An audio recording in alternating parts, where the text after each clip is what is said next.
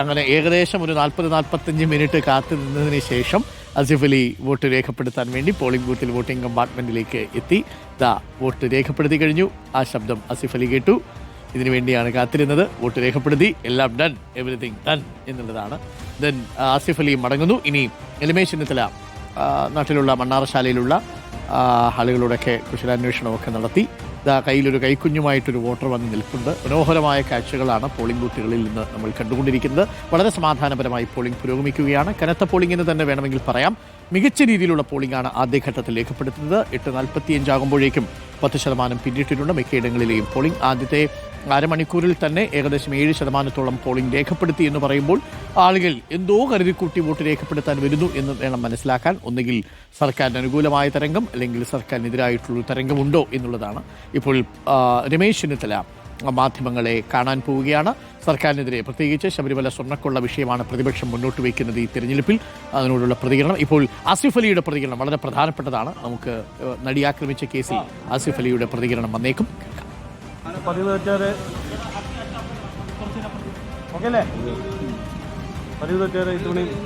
അതെ, തീർച്ചയായിട്ടും വോട്ട് ചെയ്യാൻ വരിക എന്നുള്ളത് നമ്മുടെ അവകാശമാണ്. വോട്ട് ചെയ്യണം. വോട്ട് ചെയ്യാതെ അഭിപ്രായങ്ങൾ പറയാൻ പാടില്ല എന്ന് വിശ്വസിക്കുന്ന ഒരാളാണ്. നമ്മുടെ ജനാധിപത്യ സിസ്റ്റത്തിൽ ഒരുപാട് വിശ്വാസമുള്ള ഒരാൾ കൂടിയാണ് ഞാൻ. അപ്പോൾ തീർച്ചയായിട്ടും എൻ്റെ അവകാശം നിറവേറ്റിയതിന് ശേഷം മാത്രമേ ഞാൻ അഭിപ്രായം പറയാറുള്ളൂ. അപ്പോൾ എന്തായാലും ആദ്യത്തെ മുനിസിപ്പൽ ഇലക്ഷന് വോട്ട് ചെയ്ത് തന്നെ ആരംഭിക്കാം. തിരക്കുള്ള ദിവസമായിരുന്നു. എന്ത് തിരക്കാണെങ്കിലും ഇത് തന്നെയാണ് ഏറ്റവും വലിയ കാര്യം. അപ്പോൾ ആ തിരക്കുകളെല്ലാം മാറ്റിവെച്ച് എത്തുക എന്നുള്ളത് ആദ്യം തന്നെ പ്ലാനിലുണ്ടായിരുന്നതാണ്. പിന്നെ ചെറുപ്പം മുതലേ ആണെങ്കിലും ഞാൻ കണ്ടു വളർന്നതും ഒക്കെ എൻ്റെ ചുറ്റുപാടും ഉണ്ടായിരുന്നതും ഒക്കെ ഈ ഇലക്ഷനും രാഷ്ട്രീയവും ഒക്കെ ആയിരുന്നു. അപ്പോൾ അതുകൊണ്ട് ഇതിൻ്റെ ഇമ്പോർട്ടൻസ് എത്രത്തോളം ആണെന്ന് എനിക്ക് നന്നായി അറിയാം. അതെ, ഈ പ്രാവശ്യത്തെ ഒരു പ്രത്യേകത അതാണ്. എൻ്റെ കൂടെ കളിച്ചു വളർന്നവരാണ് ഇലക്ഷൻ നിൽക്കുക എന്നുള്ളത്. അപ്പം ഞങ്ങളും എല്ലാവരും വളർന്നെന്നും മെച്ചോർഡായെന്നും ഒക്കെ തിരിച്ചറിയുന്ന ഒരു അവസരം കൂടിയാണിത്.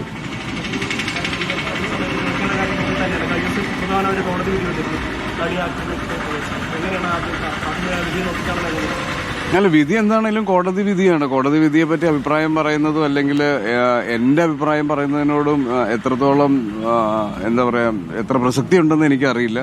എങ്കിലും കോടതി വിധി സ്വീകരിക്കുക എന്നുള്ളതാണ്.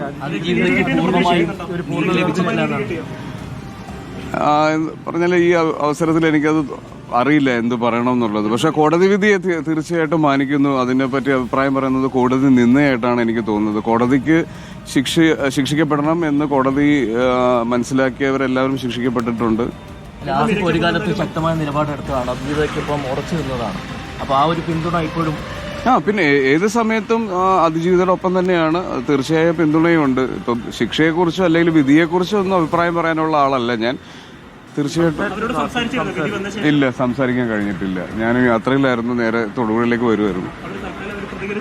ഇല്ല, ആരും പ്രതികരിച്ചിട്ടില്ല. അപ്പൊ തീർച്ചയായിട്ടും അവരുടെ പ്രതികരണം നേരിട്ട് തന്നെ അറിയിക്കുന്നതായിരിക്കും. ഞാൻ എന്നിലൂടെ പറയുന്നതിനേക്കാൾ നല്ലത് അതായിരിക്കും.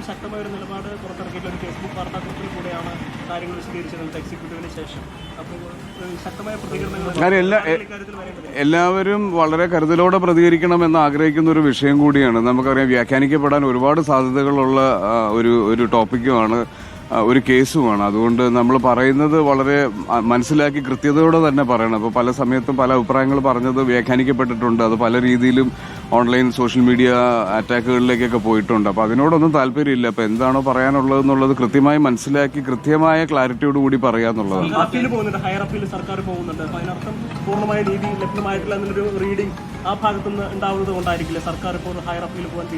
ആയിരിക്കാം.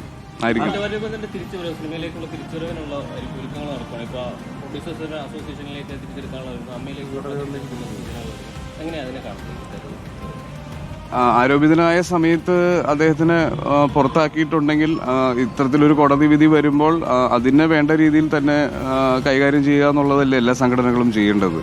അപ്പോൾ ഏകപക്ഷമായ ഒരു തീരുമാനം ആർക്കെതിരെയും എടുത്തിട്ടില്ല. തീർച്ചയായിട്ടും നിങ്ങൾ എടുത്തൊരു നിലപാടുണ്ട്. ഈ ഉണ്ടായ ഘട്ടത്തിൽ മമ്മൂട്ടിയുടെ വീട്ടിൽ വെച്ച് നടന്നൊരു അവൈലബിൾ, ഞാനന്ന് എക്സിക്യൂട്ടീവ് കമ്മിറ്റിയിൽ ഉണ്ടായിരുന്നതാണ്. അപ്പോൾ തീർച്ചയായിട്ടും എടുത്ത ഒരു നിലപാട്, ആ നിലപാടിൽ തന്നെയാണ് ഉറച്ചു നിൽക്കുന്നത്. അന്ന് എടുത്തത് തീരുമാനങ്ങളെല്ലാം ശരിയായിരുന്നു എന്ന് തന്നെ. ഉറച്ചു നിൽക്കുക എന്ന് പറഞ്ഞാൽ അതിജീവിതയ്ക്ക് നീതി ലഭിക്കണം എന്നുള്ളതാണ്. ആര് ശിക്ഷിക്കപ്പെടണം എന്നുള്ളതിലല്ല. എൻ്റെ സഹപ്രവർത്തകയാണ്, എൻ്റെ വളരെ അടുത്ത സുഹൃത്താണ്. അപ്പോൾ അവർക്ക് അങ്ങനെ ഒരു കാര്യം സംഭവിച്ചിട്ടുണ്ടെങ്കിൽ അതിനിപ്പോൾ എന്ത് പകരം കൊടുത്താലും മതിയാവില്ല, എങ്കിലും അതിന് കൃത്യമായ ഒരു നീതി ലഭിക്കണം എന്ന് മാത്രമേ ഞാൻ ആഗ്രഹിക്കുന്നു. അതിനൊരു അഭിപ്രായം ഞാൻ പറഞ്ഞാൽ കോടതി നിന്നേയായി പോകും. കാര്യം കോടതി വിധിച്ചതിനെ പറ്റിയിട്ട് ഞാനൊരു കമന്റ് പറയുന്നത് ശരിയല്ല. അത് കോടതിക്ക് ശരിയെന്ന് തോന്നിയതാണ് കോടതി വിധിച്ചിരിക്കുന്നത്. അതിന് ഹയർ അപ്പീൽസിലേക്ക് പോകുന്നുണ്ട്. അപ്പോൾ അതിന്റെ കാര്യങ്ങൾ വഴി അറിയാം. അതിനെ പറ്റിയൊന്നും അഭിപ്രായം പറയാനുള്ള ആളല്ല ഞാൻ.